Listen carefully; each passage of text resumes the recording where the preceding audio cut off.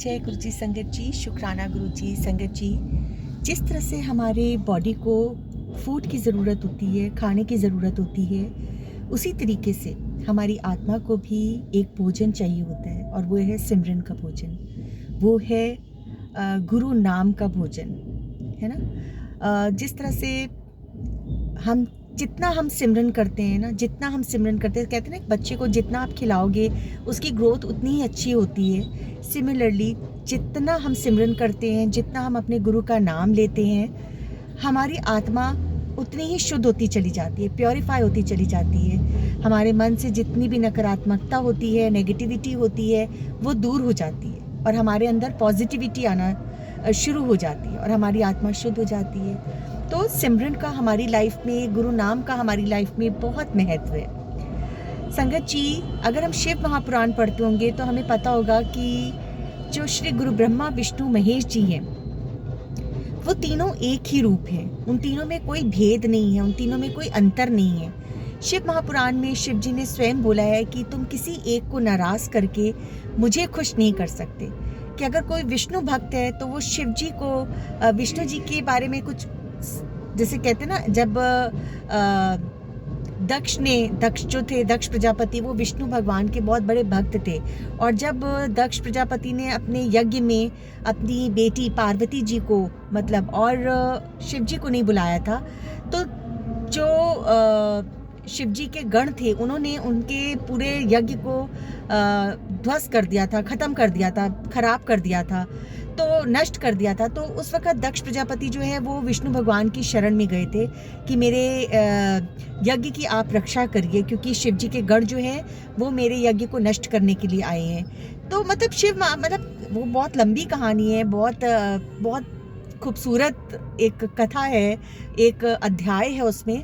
कहने का सार ये है कि शिव जी ने स्वयं बोला कि किसी एक को अगर तुम बोलो कि मैं एक को मान लूं और दूसरे को न मानूं, तो ऐसा नहीं हो सकता है, क्योंकि हम तीनों एक ही रूप हैं। शिव जी ने ही विष्णु भगवान और श्री ब्रह्मा जी की सृष्टि की, तो ये तीनों रूप एक ही हैं।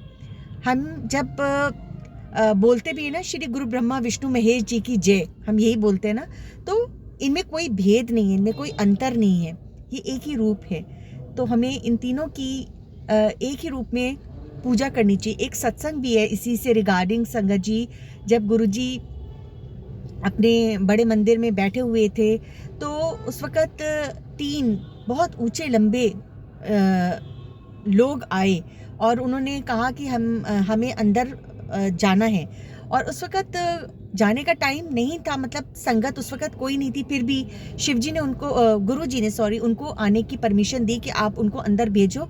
तो अंकल ने फिर, सेवादार अंकल ने उनको अंदर बुलाया और वो गुरुजी के आगे बैठे और गुरुजी ने फिर उनको लंगर प्रसाद चखाया।